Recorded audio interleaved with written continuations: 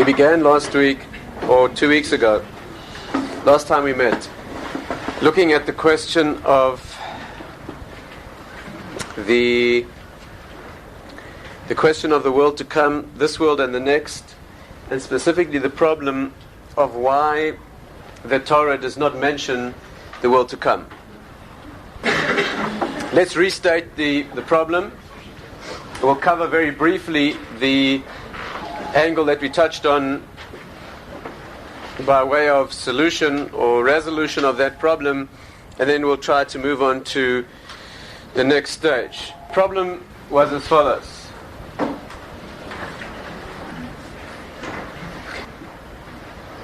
The parsha that we read last week, in fact, states quite clearly that there's reward for the work that we do here.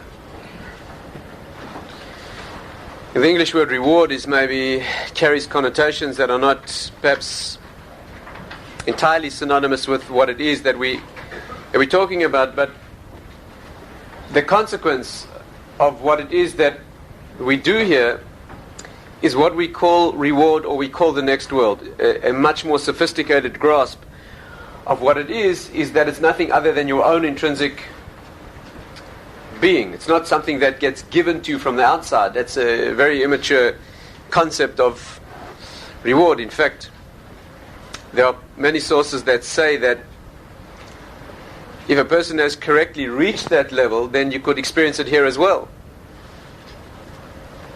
I don't know if enlightenment is exactly the accurate word, but it would be the equivalent.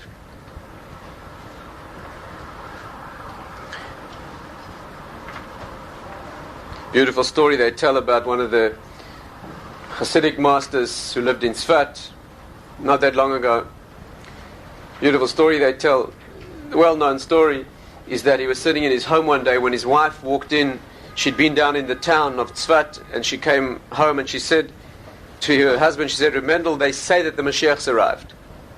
Somebody in town had been going around blowing a shofar and saying that the Mashiach had arrived.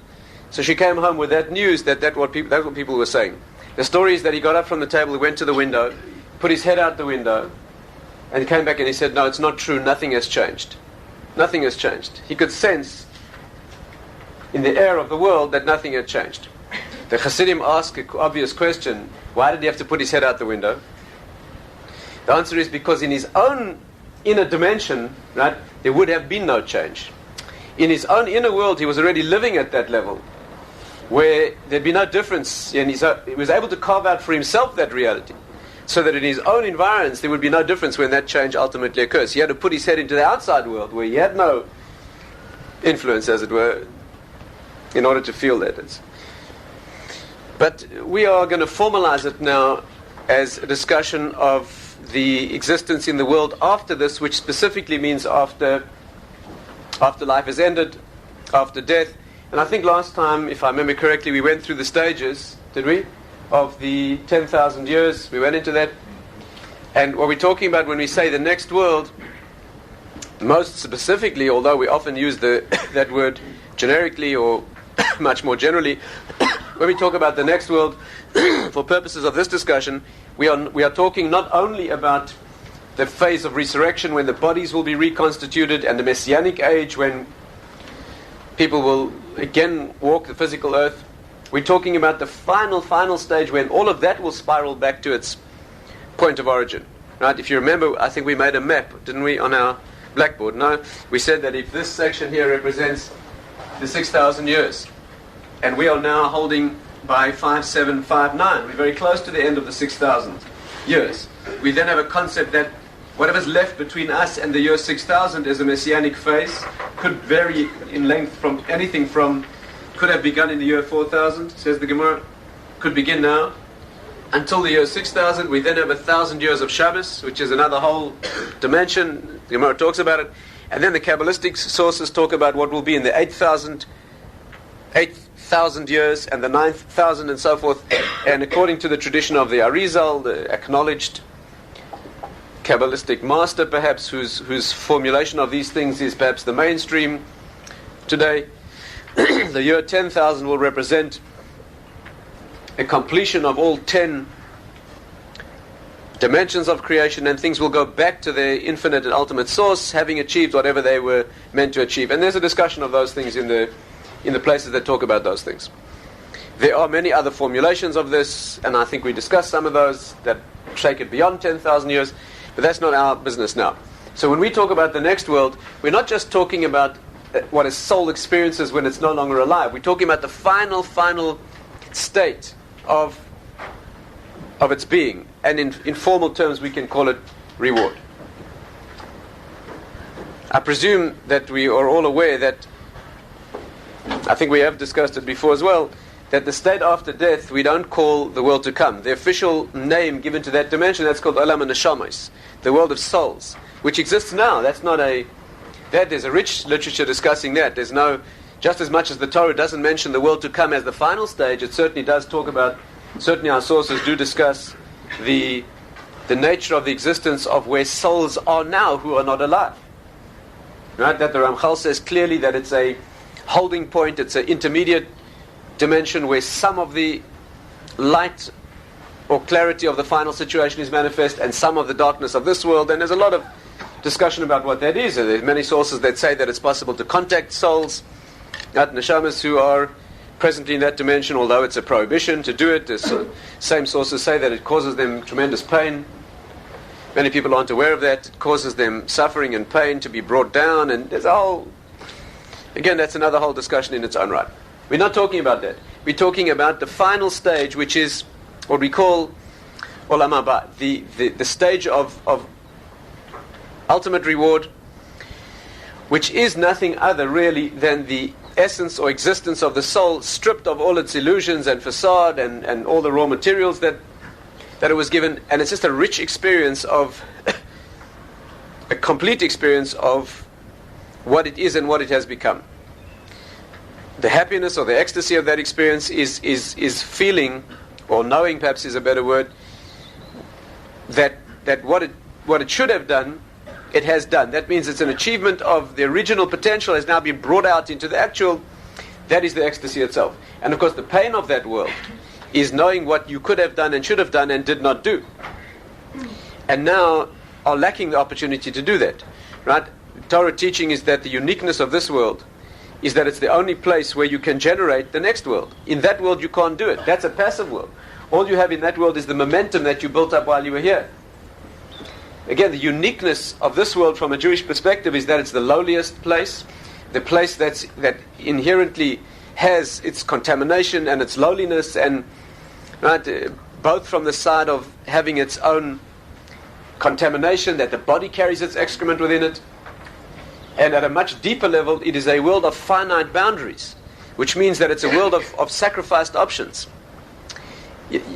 For the world to express itself as it does, all the other forms that it could have taken must have been sacrificed. Right? In the deeper writings, that is considered to be the ultimate pain.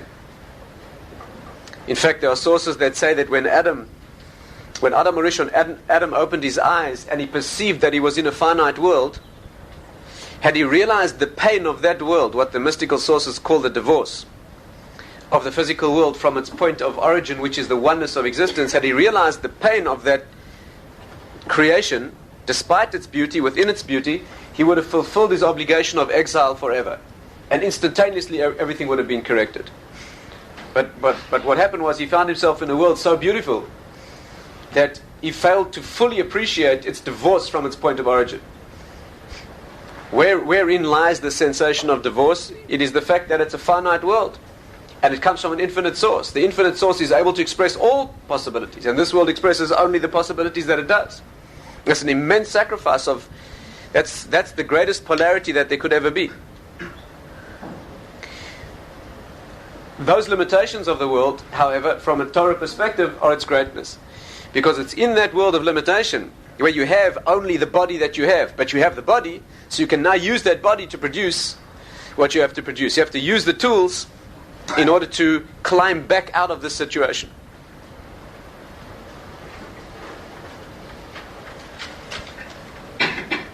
That's why the mitzvahs are physical actions.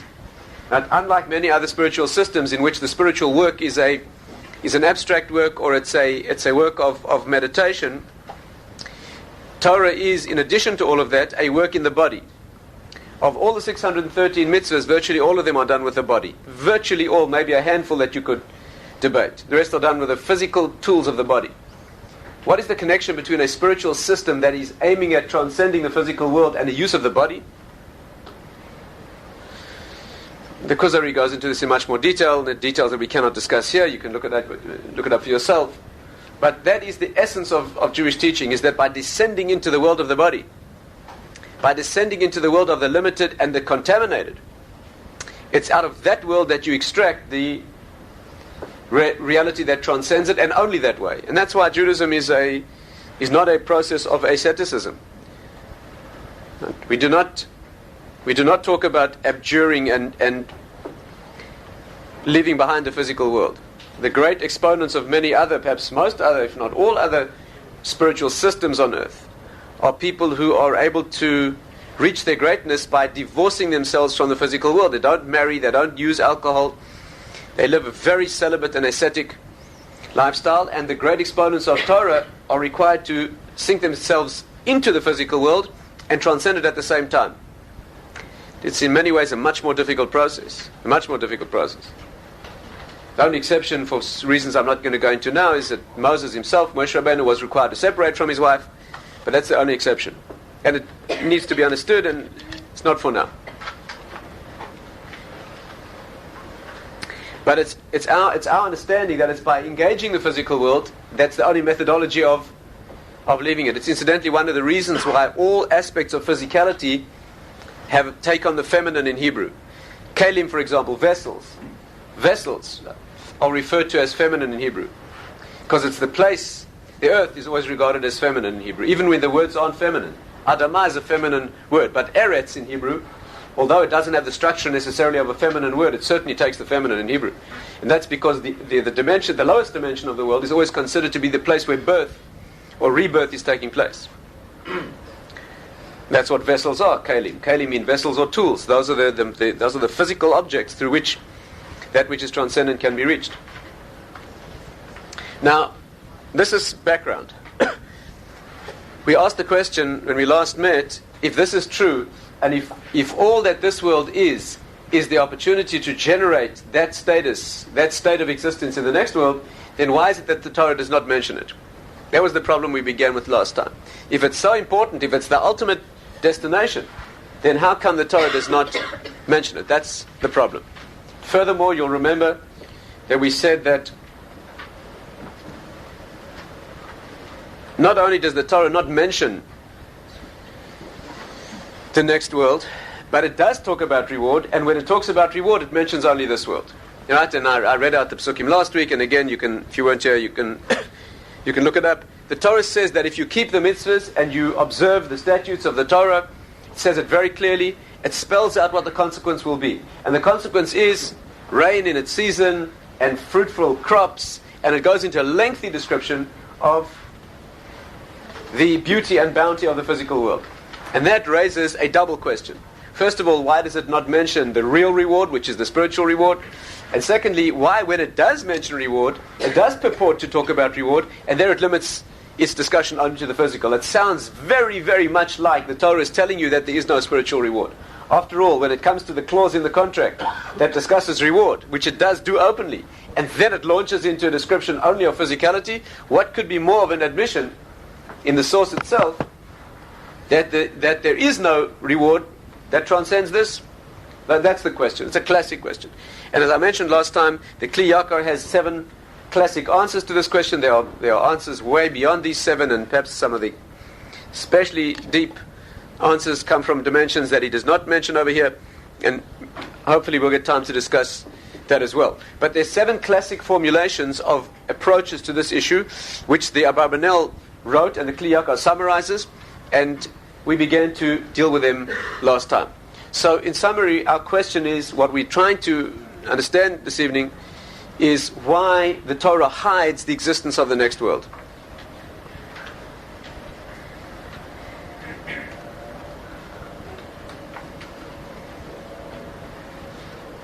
You know, Rav Aaron Kotler, very beautiful. Again, it's one of the Torah sages of this century.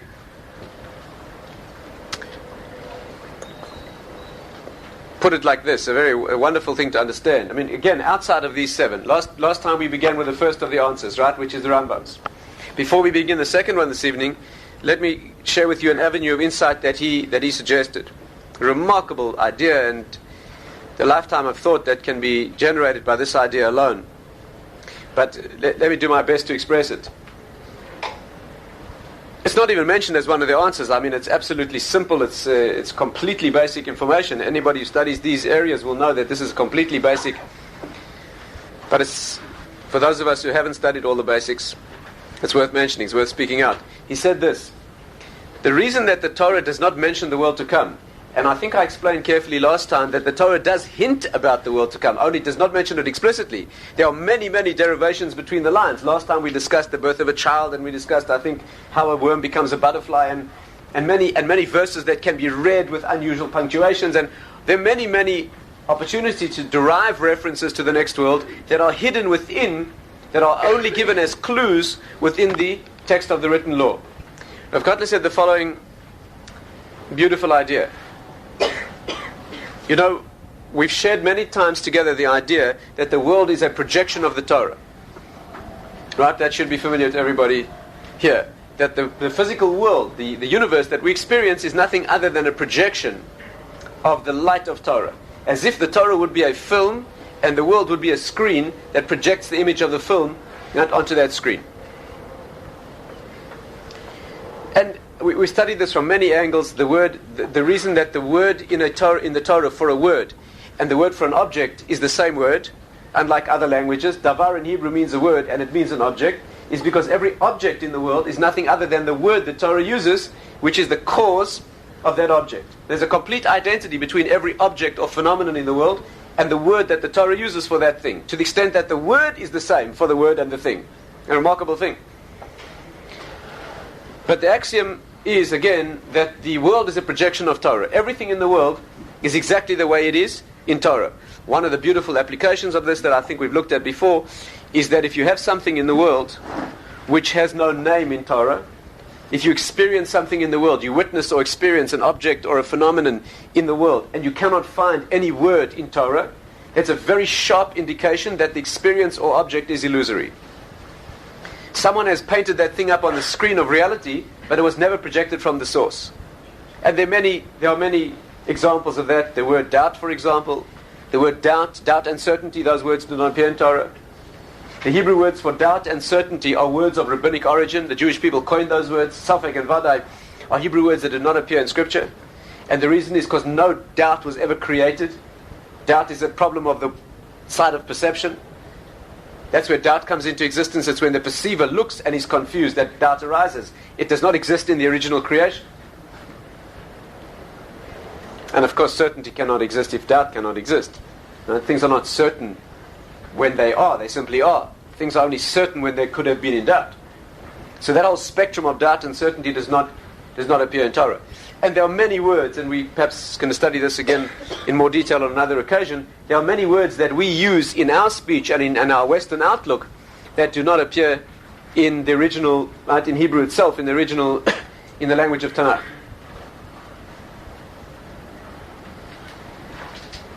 So the concept is that which is existing in the point of origin, namely the Torah, will exist in the world. That which exists in the world, if it's genuine and real, it must have found its point of origin in Torah. The concept applies throughout, that the Torah is the root and the world is the projection. Now let's take it one step further. Can you see that not only must every object in the Torah appear in the world, but it must appear in the world exactly the way it appears in Torah? Yes? Again, the genes will always code for the details that the body expresses exactly. If the genes code for blue eyes, then there will be blue eyes. If the architect's plans code for a certain construction, then the building will look exactly that way. If the film depicts a certain image in a particular way, it will project itself in that way upon the screen. And therefore, not only are objects in the Torah found in the world, but the way they're found in the Torah is the way they're found in the world. Now the world after this, the next world, is hidden here. We do not see it. It's hidden. It's a reward that will be, yes, that at present lies beyond the horizon. It's in And that's why it's hidden in the Torah. If the next world were mentioned openly in the Torah, then by definition you'd be able to see it while you're alive. If the Torah made it explicit, then the world would have to make it explicit. If you're going to hide it, yes, anyone with me? Yeah. If you're going to hide the next world within this world, if you want people to live a life where there's the opportunity for personal work, where the consequences are not clear, where you think you can get away with negative action because you don't see and experience the consequences right away, which is what life's all about. And the only reason you have free will is because there's a smoke screen behind which the true reality is living. So if you want to build a world like that, then you have to write it that way in the Torah. And therefore, in order to have a world where the next world remains hidden, and that the reason for that is your expression of free will, if that will be the reason, if that will be the effect you wish, then in the source you must code it that way. And therefore the Torah only hints at it so that it constructs a world in which the next world is hinted at. You understand what a worm becoming a butterfly means, you understand the reversals inherent in birth. There are many, many clues that the world offers that open up that possibility. But it could not have been written explicitly in the Torah, else it would have appeared explicitly in the creation, and that is why they parallel each other that way. Let's go to the second of the classic answers that the Kli Yakar brings, which he quotes in the name of the Ibn Ezra, which adds another dimension. You remember the first answer, I presume you've all been revising what we studied together. You'll remember that we said that the first answer he quotes is possibly the most classical of all. That's the Rambam's classic approach to this issue, and that is that the reward that the Torah mentions here is not reward at all, it is simply expenses. These are the things that are promised to the Jewish people, that if you live correctly, you will be given a bountiful and fruitful and peaceful, ultimately an utterly peaceful environment in which to pursue your spiritual goals. Right? That's an assurance that we have, that if you live correctly, we'll be given the opportunities to continue living correctly, and all the obstructions will be taken away. If we live wrongly, then we promised what goes on to talk about, which is those horrific Holocaust curses that will befall the Jewish people and have consistently befallen us every time we defect from our obligations. This has nothing to do with reward. This is simply expenses. If you live correctly, you'll be given as a nation, not as individuals, but if you live correctly as a nation, you will be given all that you need within peace and plenty in order to continue doing what you have to do. Live incorrectly, it will be withdrawn. And therefore, the Torah does not talk about reward at all. This is not reward. This is simply an assurance that when you go out on the road and start making deals for the company that employs you, they will pay your hotel bills, and they'll pay your expensive wine bills, and they'll pay whatever you need to deal with the customer. And as much as you need, that's how much will be paid. You bring home rich deals, you'll begin a rich expense account. That is all that's discussed here.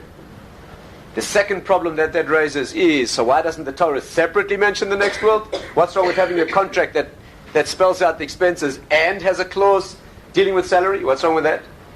So there the Rambam says, and I think we discussed it last time, that the reason is that the whole idea of Torah is doing it out of love and doing it because it's correct. If you put salary in, then what you're saying is that I wish the employee to do it for the salary. And the employee is then tempted to relate to the contract as being, I'm serving thus because the salary is whatever it is. We don't want the Jewish people to be a people who are serving and doing what's correct spiritually because we will be paid a reward. There's no harm in knowing that there's a reward. That's subtly mentioned between the lines. But you don't want to write that into the contract so that the contract becomes mercenary. The best illustration I can think of, and I think we might have mentioned it last week, is in the love between two people that we call a marriage. The contractual obligation, yes, would be very, very hard and mercenary if it stipulated that I will deal well with you so that you will be sweet to me. That's not very hard to understand. A love developing between two people who explicitly set out to treat each other correctly so that it will be, yes, so that that's not the way it is. I have no problem with your knowing that if I deal with you correctly, yes, if you deal with me correctly, I will stand by you and do what I have to. Of course, we both want each other to know that it will be like that. But we don't predicate the relationship on that basis. When you do something for a parent, you want to do it because of what a parent is. The fact that they then will make it worth your while because they're very generous, that's wonderful. There's no problem knowing that, and there's no problem with the parent knowing that you know that, and there's no problem with the parent giving it. But the question is, what's the motivation? It would be a very harsh relationship, a very harsh and mercenary relationship between a parent and a child, if the parent ever thought that the child's only doing what's right because they know they'll get a rich handout. Of course, it takes maturity on the part of the child. The child needs to know that they're doing it for the parent to the extent that they would do it even if there would not be a handout. The fact that they know privately that there will be a very rich and worthwhile reward, need maturity to be able to see through that and do it anyway. But there's no harm, and that's why the Mishnah, as I mentioned in Pirkei Avos, says you should serve because it's correct and know that the reward will be given. However, we don't demand that the reward will be written into the contract. That's not an expression of love. That is the formal first of these 7 approaches to this discussion, this issue. Let's look this evening at the second of the answers, which is what the Ibn Ezra brings, and he says this. Again, I'm not going to go through the text. I'll leave that to you to study in detail and bring out all the nuances. But the idea that he conveys is this. Needs work. He says the Torah was written for the Jewish people, not for any individual. And since not every individual can understand this concept, he means understand that which is ultimate and infinite. He means this idea of the next world, which far transcends by definition human understanding. The Torah is, as it were, contractually bound. That means the Torah undertakes to be written for everybody. And therefore it does not include information that only rare individuals could understand. It's a remarkable thing. The Torah is written so that the simplest individual who can relate to it, can relate to it. And that individual must not come across things that are by definition beyond his understanding. And the concept of the next world, of the bonding of the soul with Hashem, which is by definition a paradox, that the soul will bond with the Creator in such a way that it becomes one with Him and yet remains conscious of its independence so that it can feel that reward. That's a complete paradox to the oneness. That beginning of that discussion transcends virtually everybody. There are only 1 in 1,000 individuals who can begin to relate, have the refinement and the development in order, the Torah knowledge and the purity of character and so forth, in order to relate to that. The Torah doesn't do that. And that's a remarkable idea. Let's try to understand this a bit more fully.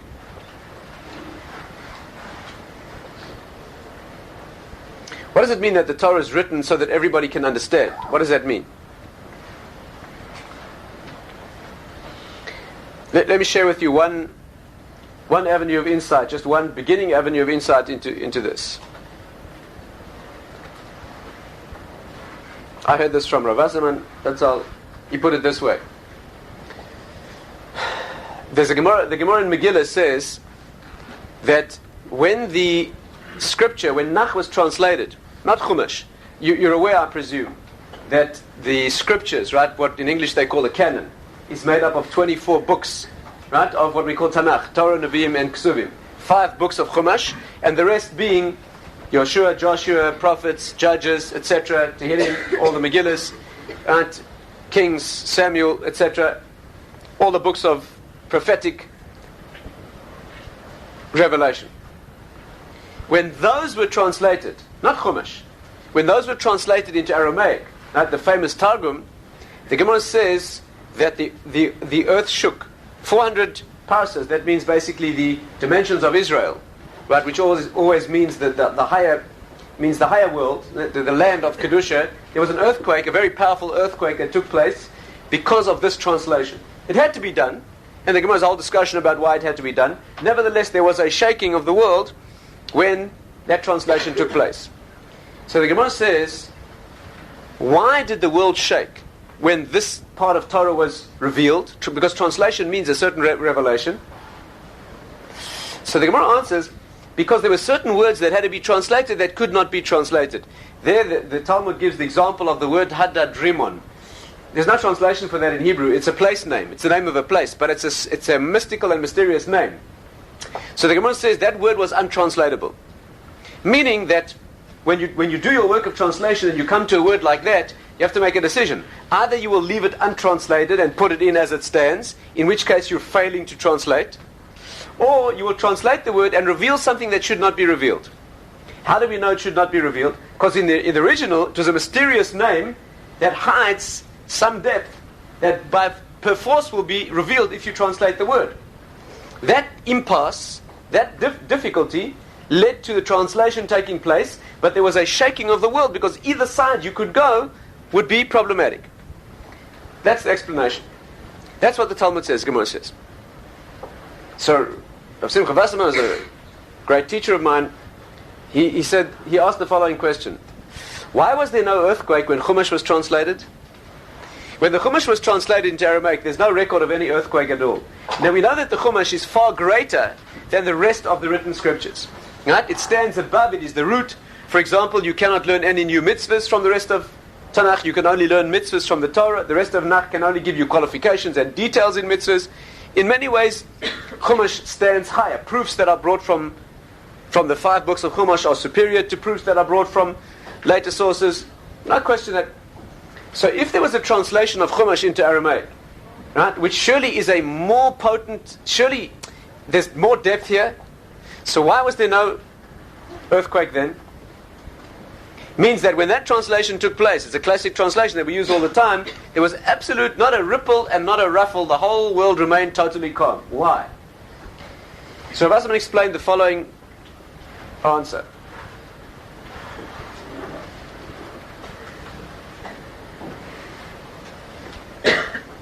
He said this: the depth of the hiddenness of Torah is not the same in Chumash as it is in the rest of Tanakh. The way Torah is written is that the hidden depth, the Kabbalistic, the mystical wisdom that is put into every word of Torah, and we understand that every word has a meaning beneath the surface, and every meaning beneath the surface has a meaning beneath that, and there's not a single word in Torah that doesn't have endless layers of meaning, each one deeper than the one above it. But the difference is that Chumash is written in such a way that the hidden wisdom is completely hidden. It's called Nista. Nista means hidden. And in Tanakh it's written in such a way that it's called Mechuseh. Mechuseh in Hebrew means it's covered. What's the difference between hidden and covered? So Rav Wasserman, I'll never forget, it's a remarkable thing. You're talking about a man who's 90 years old. Now that tzaddik, absolute saintly individual. If you ever saw his face, you were never the same again. I'll never forget that when he used to explain it to us, he used to get up from his seat and say the following thing. He has to actually demonstrate. You even have to picture the scene. Talking about one of the most righteous people who ever walked the earth in this generation. He used to say like this: when I go through customs and I have something that I don't want him to see, I mean, he wouldn't have a dream of doing anything like this. But he's trying to give a user-friendly example. When I walk through customs and I don't want the man to see what I have, so how do I hide it? So if I put it under my coat like this, where it bulges, and I walk through customs like this, he doesn't see what I have, but he sees I have something. That's called mechuseh. It's covered. It's not hidden, it's covered. What it is covered, but the fact that it's present is revealed. However, if I walk through customs and it's sewn into the lining of my coat, then I walk through, not only does he not see what I have, he doesn't see that I have anything. That's called nista. Nista means that it's hidden to the extent that you don't see that it's there. Mechuseh means it's hidden to the extent that you see it's there, but you cannot see what it is. Chumash, he said, is written nista.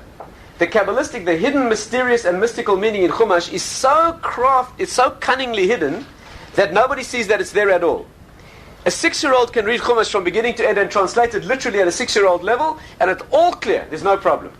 Nach is not written that way. Nach is written in such a way that if a 6-year-old tries to translate it, he's going to get stuck at the word hadadrimon, and he's not going to know how to do it. And the only way to handle it is either to give him no translation at all, and then you failed in your definition of translation, or you're going to have to reveal a secret that there was no other way to cover. Now we see from this, that's a wonderful idea in its own right.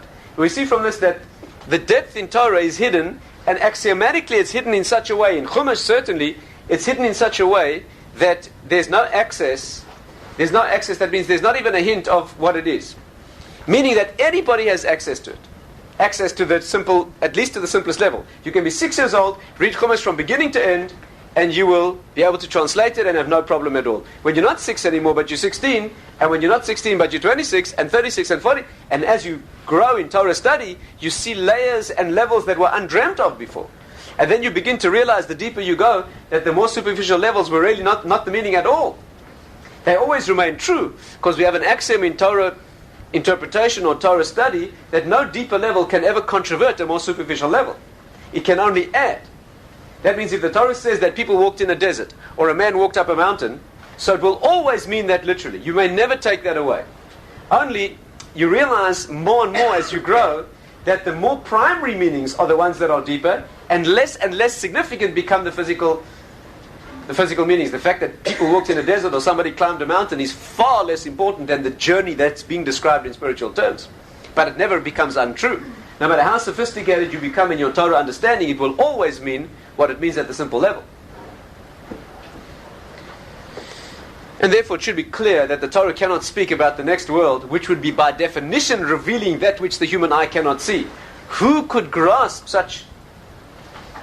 The only ones who could grasp would be those rare individuals who are able to penetrate completely the mask of the physical, while yet here the Torah has to be written so that those aren't the only people who can appreciate what it's saying, but rather everybody can, and therefore for them it was put in between the lines. For them it doesn't make any difference if it's put in between the lines. That is the second reason that this is so. Incidentally, the Chofetz Chaim used to say, it's a fascinating thing to know, you know, the 4 levels of Torah depth we call pardes, right? The 4 letters in Hebrew, pardes meaning the orchard. Yeah, it's a beautiful metaphorical allusion to walking in the orchard of Torah where the fruits grow. But the word pardes is an acronym for 4 layers: Pshat, Remez, Drush, and Sod. Pshat meaning the simple meaning, simple literal meaning. People walked in a desert, it means people walked in a desert. Remez means the hinted level, what you call allegorical, or the level that lies beneath the surface. Drush, the third level, means that which must be delved for or dug or derived, by far much more deep level. And the fourth is Sod, which is called the secret. Sod in Hebrew means a secret level. That's the 4th level. The Chofetz Chaim said that the real order is not like that. The correct order of understanding in Torah does not go Pshat, Remez, Drush, and Sod. It starts with Remez. That's the most simple level. Remez being the hinted level. That's the first and most primary one, the most basic. Second is the depth that we call Drush, which is a much deeper level. Third comes the Kabbalistic or totally hidden world. And then you understand Pshat. Only after you've gone through those levels, then you know what the simple meaning is. It really comes last. Why do we put it first? If it really comes last, why do we put it first?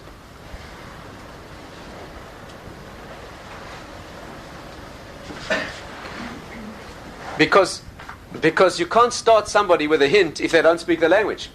The natural process, yes, if I want to share a secret code with you, and I'm interested in what the code conveys, but I cannot speak in code with you unless we've agreed on the language. Is this right?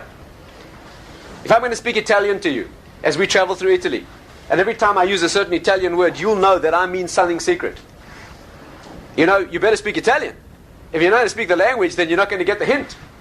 And therefore, when we take a child who doesn't speak Torah, we first have to teach him the simple meaning. Not because that's what we want him to understand. We're not teaching him historical, geographical, biological work. That's not what Torah is. But in order to give him the deeper level, we first have to have him speak the language. So we start with Pshat, which is the superficial meaning, only because you have to start there. But that's not what growth should end in. Growth should end in going through all the layers and then knowing what Pshat was all about. They say that the Chofetz Chaim at the end of his life used to study Chumash like a child. He used to study it with the glee of a little child. And they tell stories, the Mirah Mashgiach, they tell about him trying to learn Torah on the level of an experiential experience of a child. I mean, I once heard from a Rosh Yeshiva who was in Mirah at the time, that during one lunch hour in the yeshiva, I mean, it's a very strange story, but I mean, I heard it from someone who was there. During one lunch hour in Mir Yeshiva in Yerushalayim, they heard a noise from the Mashgiach's room, which was a disaster. I mean, it sounded like there was an explosion. They thought there was an explosion. There was like a real disaster, not just a small noise, a major noise. They ran up to his room. They found him buried under a pile of stenders. He was buried. They had to extricate him from a pile of the yeshiva stenders, which he'd schlepped up to his room, and he had propped up in 2 walls, reaching the ceiling, so that he could walk through them and get a feeling of what walking through the Red Sea was like when the sea split. He wanted to experience it. It seems what he experienced was some of the Egyptian experience.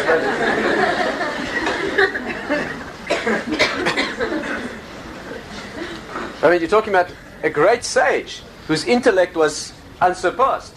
And he was trying to get back to the level of simplicity of the actual experience. And finally,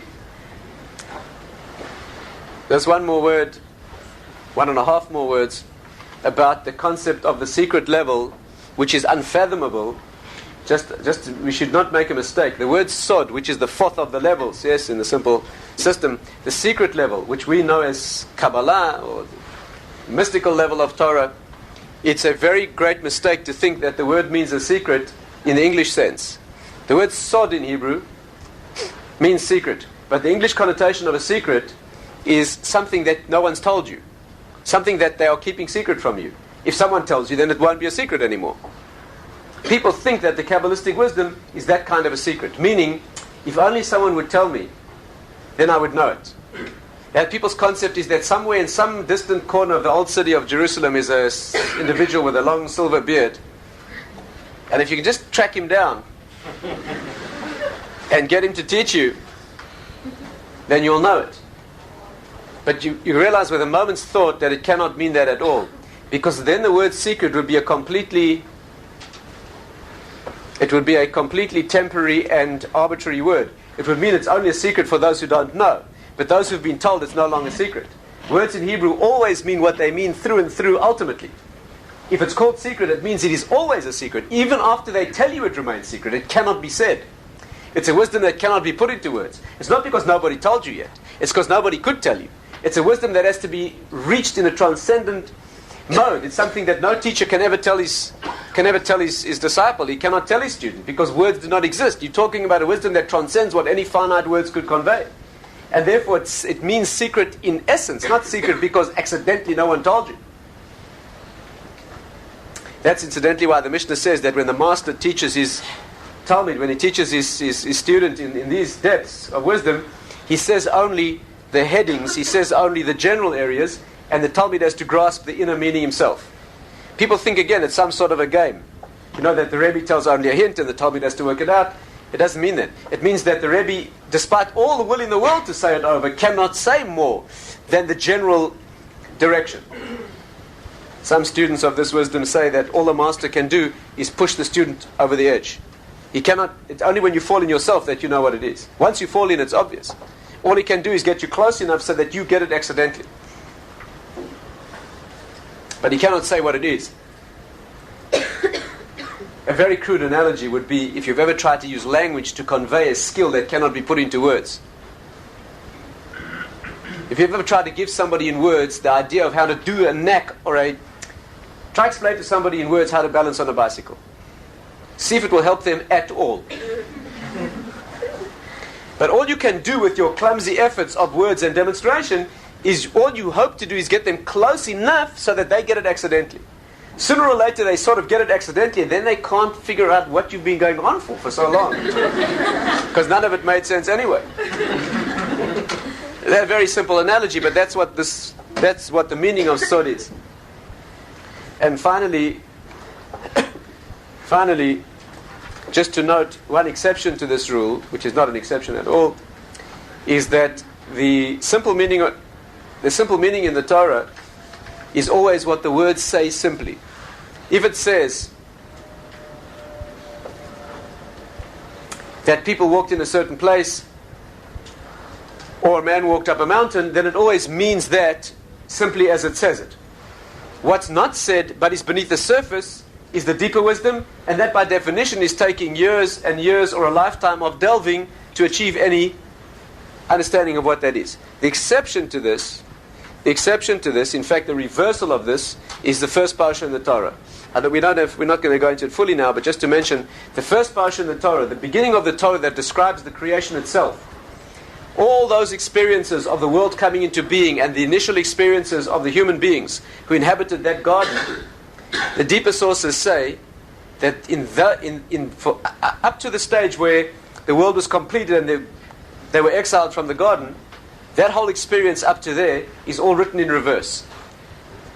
Written in reverse means, if you understand this correctly, you'll never be the same again. At least for a week. At least for tonight. Rabbi Yerucham says this clearly. It says this: the Torah is written in the axiom, with the axiom that everything it says simply means exactly what it says. What the real meaning is, in other words, the inner meaning, the depth, the Kabbalistic meaning, right? The mystical meaning, is not in the words, it is beneath, and it takes a lifetime of effort. In the first portion of the Torah that describes the creation, what the words mean simply is the Kabbalistic meaning, and what it looked like physically will take you a lifetime to derive. In the first portion of the Torah, it's the reverse. The rest of the Torah says the physical meaning, and what it says you can picture. A lifetime of work will give you a feeling of what's beneath the surface. In the first portion of the Torah, where the Torah begins, where it's describing the moment of formation, it's talking about the inner world, not the outer world. It's talking about the process of the higher world coming down to the lower world. There, what it says literally is the inner meaning, and what it looked like physically, go and figure out. What the Torah is describing there is an inner meaning explicitly.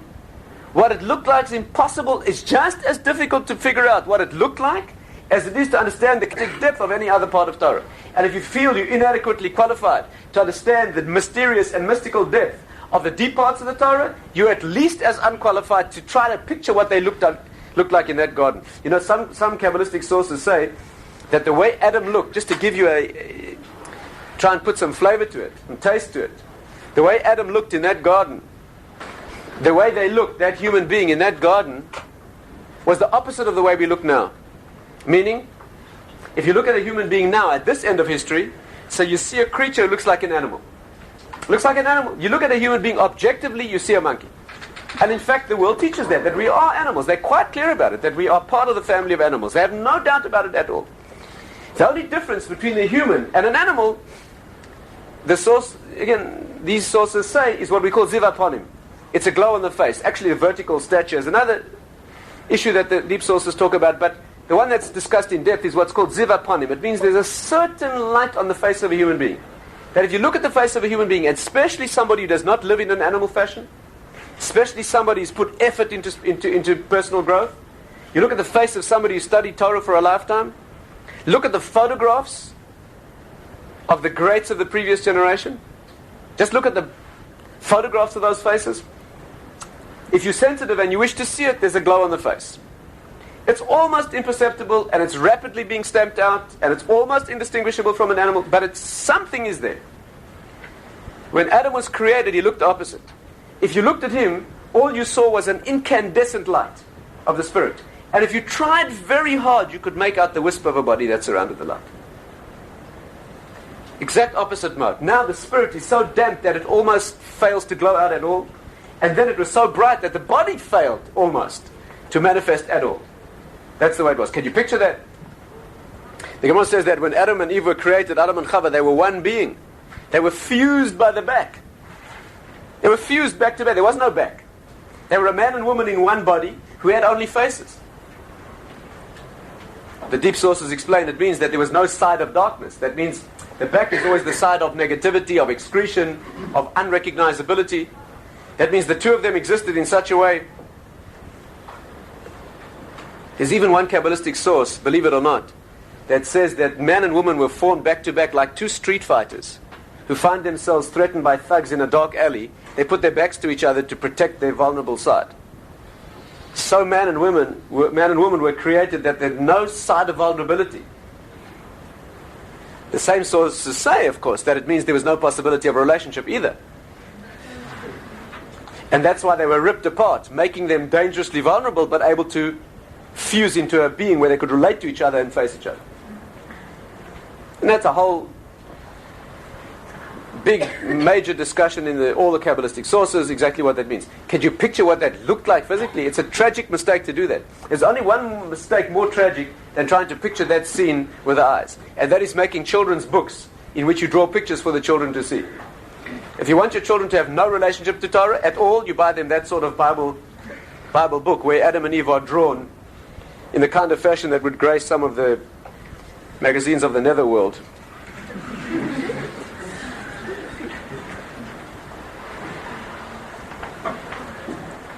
That's not what you do. Some sources say that children shouldn't be shown pictures of anything in Torah, because let alone what happened back then, but to picture the face of Moshe Rabbeinu, of Moses, what the Jews looked like in that generation, anything you could draw is a mistake, is a tragic mistake. Some say you can draw not the faces, some say the authorities who say that it's okay to draw pictures for children because they picture things anyway. That's a discussion in the theory of education. But back then, when by definition the physical appearance was not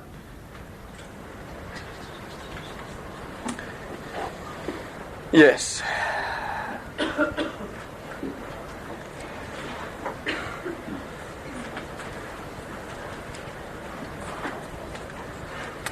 Do we have energy to look at the third answer? Yes? I know we're not going to finish all 7 tonight, let alone the transcendent ones, the higher ones. Another few minutes? Doesn't appear unanimous. Well, let's risk it. Let's risk it. Let's look at least, yes, let's see if we can get a little further. The third answer that he brings, quotes Ibn Ezra here again, says the following thing. Again, this is a remarkably, uniquely Jewish approach. He says this. Rabbi Dr. holds like this as well. The Ramban also says this.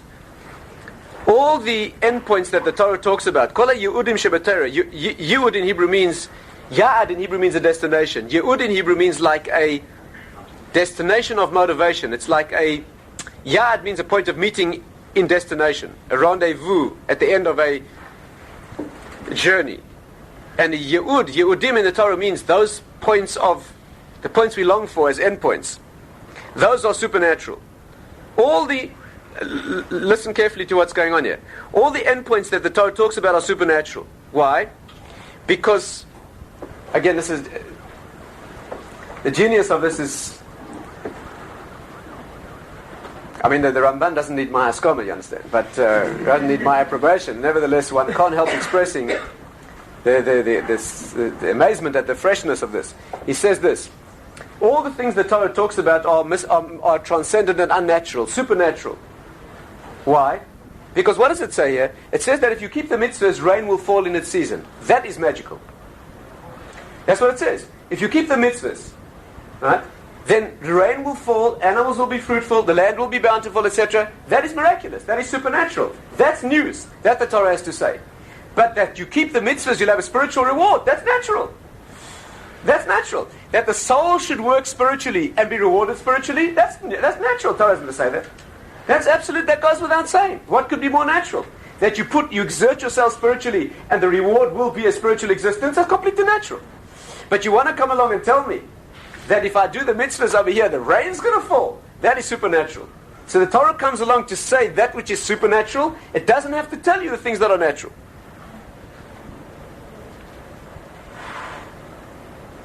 The way he puts it is that the fact that the soul will go up to the place of its lemakom chotzva, in Hebrew, machzav in Hebrew means a quarry. It means the place from which the soul is hewn out. It's a deep sugya, deep discussion in the deeper sources. The description of how the soul is hewn out from a particular place in the higher worlds, it's taken out from that source. The Maharal says everything always longs and seeks its source. It will always go back to its source eventually. The fact that the soul, the neshama, will go back to the place from where it was hewn or quarried, that's a completely natural thing. And then, the last point here is extremely significant. And since the Torah goes on to say, explicitly, that if you don't do what you're supposed to do, you'll be cut off from that source, what could be a more explicit indication that there is such a source? Again, the Torah doesn't say, if you do this, you'll go there. But the Torah clearly says, if you don't, you'll be kept away from it. So that, in the negative, the Torah clearly indicates that there's a spiritual world. Why doesn't it speak it out explicitly? So according to this answer, because the natural, only the Torah has to warn you, because it wouldn't be fair if you would be cut off from that source without being warned explicitly. If they stop you on the road doing something you shouldn't be doing, you've got a right to say to them, it's not written in the book. No amount of argument on that individual's part that will stand up in court if it's not written in the rule book. The Torah doesn't allow that when it comes to the negative consequences. Here we're not talking about a love relationship. Here we're talking about reading you your rights, your future, your fortune, as they say.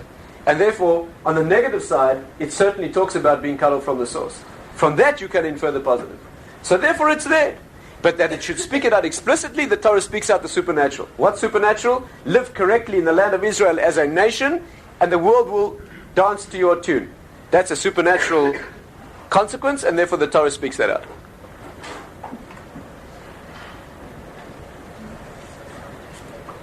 Let's just mention one more and we'll stop for this evening. Mitzvah Hashem will be able to continue this discussion, perhaps on Shavuos or perhaps afterwards. And perhaps then we can also look at some of the...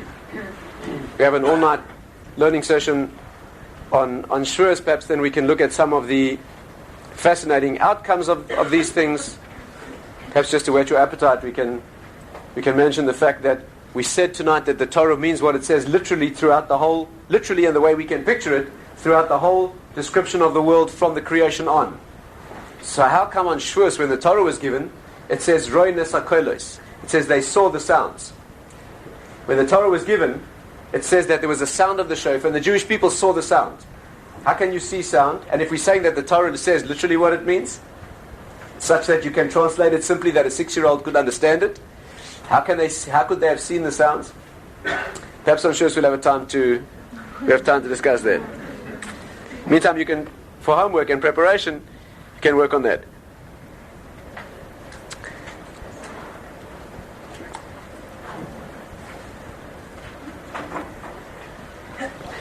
Let's just add one more dimension and we'll stop there for this evening. The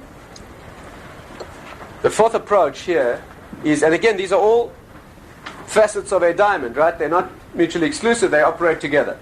The fourth approach, we'll just mention it briefly and stop there, is a lot of detail in the text and you can look it up, is that the Torah here is coming to establish the concept of Hashgacha. Hashgacha means that Hashem interacts with your life here and now. Meaning the original pagan nations, and it's expressed in depth in the Kuzari, which discusses these things, the original pagan nations and the Jewish people themselves at their point of origin before they were taught and given Torah, they denied that there was any interaction between the higher world and this world, that Hashem took any personal interest and interaction with the world here. The Torah here comes to destroy that idea. The Torah here comes to say that that right here and now in the physical world there's a direct interaction.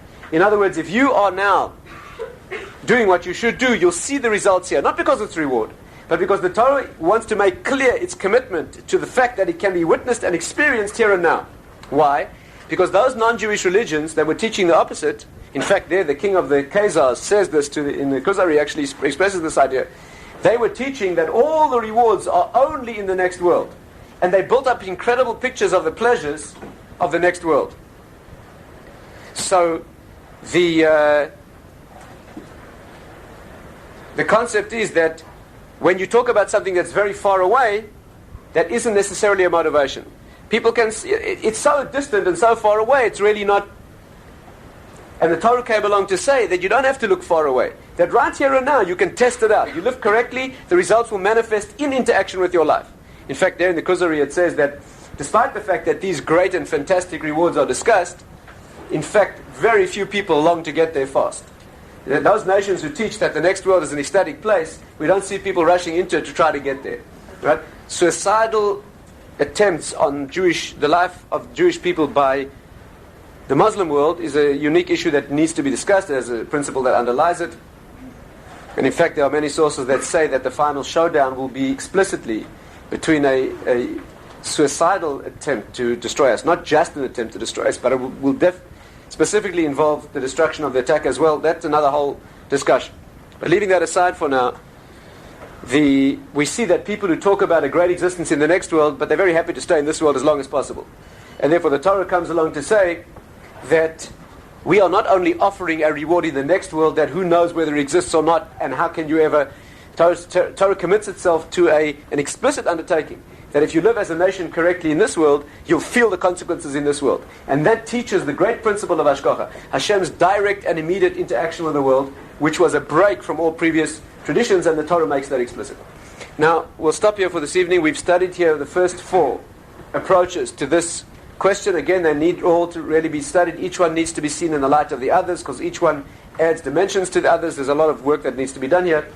But Mitzvah Hashem, on Shavuos, we perhaps try to take at least some aspect of this further, and that's when after Yom Tov, we try to complete all 7 of these answers.